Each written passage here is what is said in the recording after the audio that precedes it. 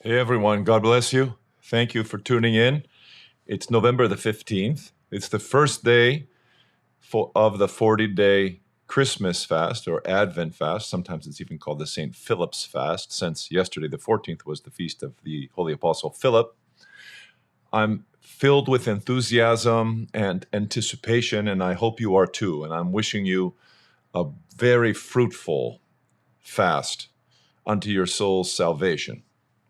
I also have some really great news, and that news is that our second volume of the sermons of St. Filaret of Moscow, that great 19th century Russian Chrysostom, is now available. Many of you know about the first volume, the Sermons on the Spiritual Life, which we published last year. It's been very well received, and I'm thrilled that many are being edified by those sermons. The second is the sermons, this is what's come out today, the sermons on the great feasts of the Lord by St. Filaret.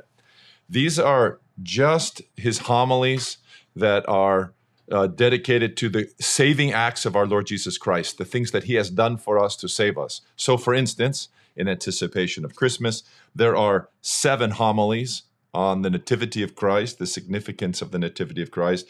They began in 1811, and his last homily on that subject that we translated was 1834. 3 homilies on the Holy Transfiguration, a homily on Palm Sunday, 9 sermons on Holy Pascha, 3 sermons on the Ascension of the Lord, and 3 sermons on Holy Pentecost. This is pure nectar, patristic nectar. It's now available on Amazon as well as Barnes & Noble, and hopefully in a few weeks, the audiobook will also be available on Audible.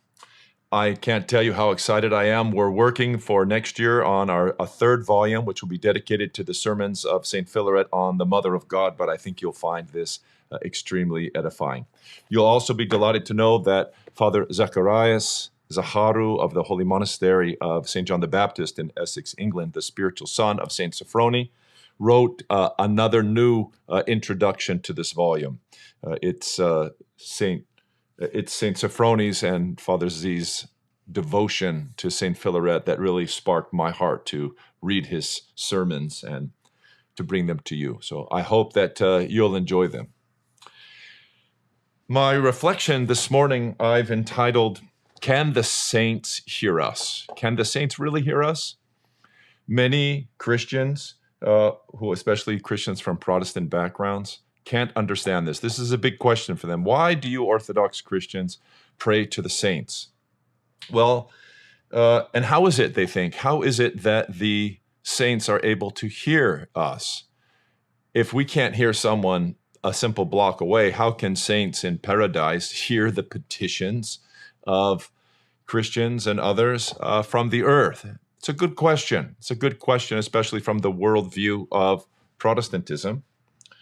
The answer is that they hear by deification. They hear the saints. Hearing the petitions of the church, the saints hearing the petitions of the church is something that is so universally experienced and known by Christians from such ancient times. It's part of that sacred tradition, which is simply irrefutable. If you are going to come to a conclusion that you ought not pray to the saints and that the saints can't hear us, you're going to have to erase the first 75% of Christian history, because people didn't start thinking this way and acting this way until the time of the Protestant Reformation. And only the vast majority of Protestants ended up coming to this conclusion, but early on, even some Protestants didn't believe that nonsense. Well, how is it possible? Well, let me share today a little bit about the saints of today, November the 15th. In the Orthodox calendar, and I believe also in the Roman Catholic calendar, this is the feast of the Holy Martyrs, Guria, Shemuna, and Habib, the deacon. They're celebrated together. These are early martyrs. These are martyrs under Diocletian, 2 in 288, 1 in the early 300s. Unbelievably beautiful martyrs. If you want to hear their life, their inspiring full story, then just listen to their lives as they're recorded in the Synaxarion on the PNP app or on the computer. But the reason I want to call them out today is because these incredible saints performed a miracle for which they're duly famous and for which reason they have been appealed to as intercessors on behalf of those who are needing marital help. And I would add today in our context, also those who are greatly concerned with sex trafficking. These incredible saints, the story is of a mother who had a young marriageable daughter. And there was a Goth soldier who wanted to marry this woman's daughter. And the woman, her daughter was named Euphemia. The woman was very concerned that this Goth may not have been completely upright. So she made this Goth soldier swear on the tomb in the name of Shemuna, Habib, and Guria that he would keep her daughter Euphemia as the apple of his eye. She allowed the marriage. The mother allowed the marriage. The Goth took her as a wife, and then when his military service was over, went back home. And on the way home, he informed his new wife that he had another wife. And when he got home, he gave Euphemia as a slave to his new wife, to his old wife rather, and she was treated miserably by this Goth's wife, and eventually locked in a tomb, confined in a tomb. And she called upon the holy martyrs, Shemuna, Guri, and Habib, who were invoked by oath by the Goth when he took her. And the martyrs heard the prayer and took the maiden, took Euphemia, and transferred her back home. And she ended up in the tomb before the sacred relics of these holy martyrs, and they were given to, she was restored to her mother. That miracle has never been forgotten by the church, such an incredible miracle. And it's codified and described in the hymnody for today. And there's an interesting phrase that describes how it is that the saints are able to hear the prayers of those who are on the earth. Listen to this. Shemuna the marvelous, beloved Habib the supremely wise, and the glorious Guria have now formed a common choir, one with all the faithful. And the victory bearers in jubilation dance with us, and making merry, they share with us their joy. For here it is. For God doth give the martyrs' souls the wondrous gift to see mystically, as it were in a looking glass, that which happeneth here below. That's the text, and that's the church's mind about those who are glorified, those who are in the presence of Christ. That is from the first hymn of Vespers for the feast of these holy martyrs, which was chanted last night. God enables those who are deified, those who are in the presence of God, radiating his glory and grace, those whose souls have been brought to paradise, to be able to see as though through a looking glass everything that's happening here below. If you want to see a scriptural depiction of that, all you have to do is look at the Apocalypse, chapter 6, verses 9 to 11, where you see the souls of the martyrs. These are martyrs. The souls of the martyrs underneath the altar, and they're praying about their brethren who are on the earth. They're praying for their salvation. And they say, how long, O Lord, holy and true, will you continue to allow this injustice to happen on the earth? They knew that their persecutors were still alive, that their brethren were still being persecuted, and that is Scripture itself. The conviction, the deep conviction that the saints, those who are the consciousness of the church knows to have run the good race and have finished their course and have been crowned by Christ in glory, that the deep conviction that they can hear us is something that is universal, ancient, and has been believed by all believers until a very definitive time in the 16th century West, when that began to be refuted because of a whole new concept of what salvation is.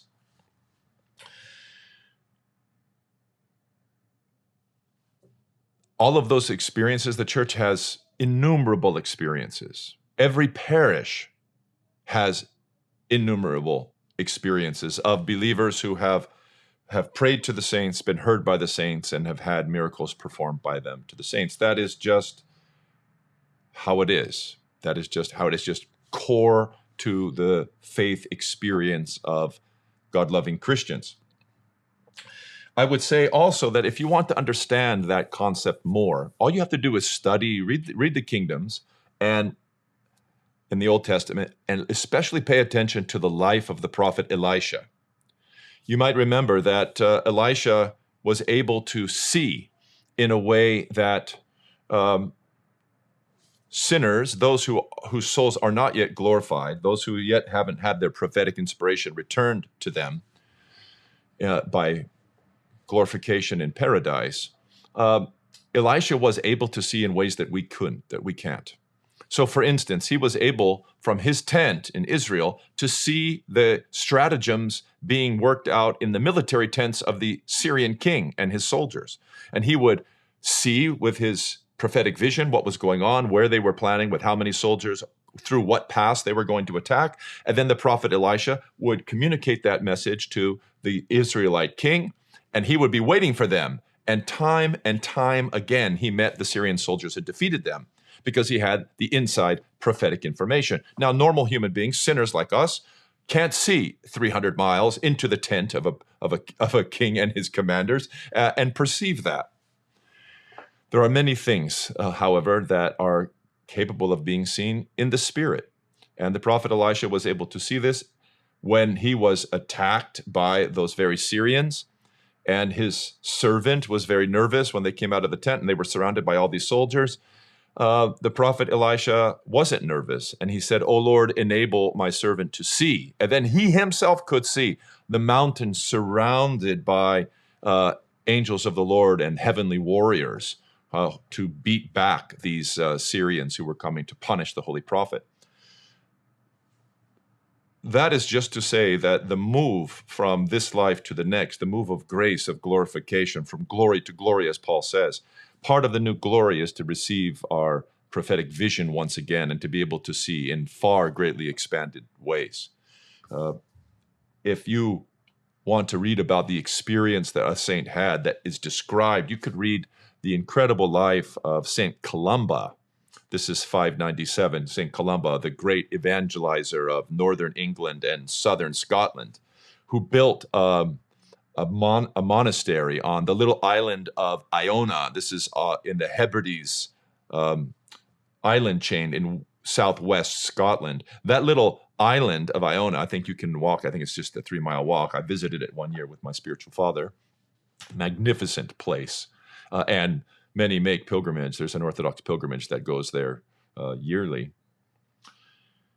In his life, written by a successor abbot of his monastery there on the island of Iona, the story is told of St. Columba walking the island. He used to do that as a spiritual discipline, praying for his monks and for the world.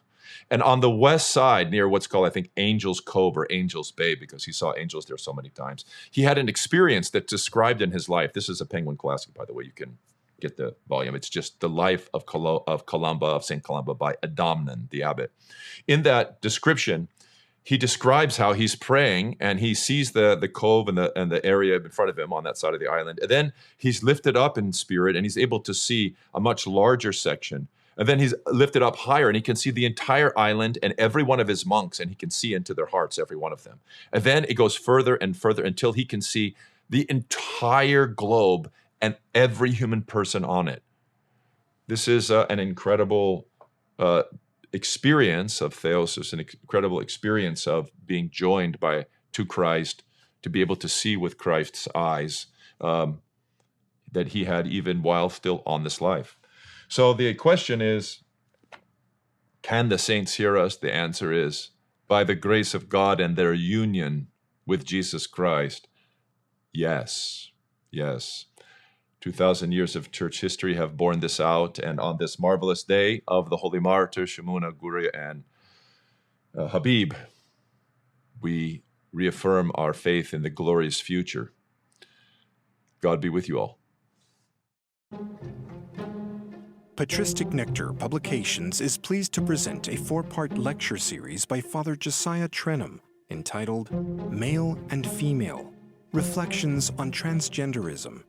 These lectures directly address this latest iteration of the sexual revolution and the sexual anarchy unleashed by a cultural rejection of the Christian theological foundations of creation, anthropology, sexuality, and the traditional therapeutic paths of the Church.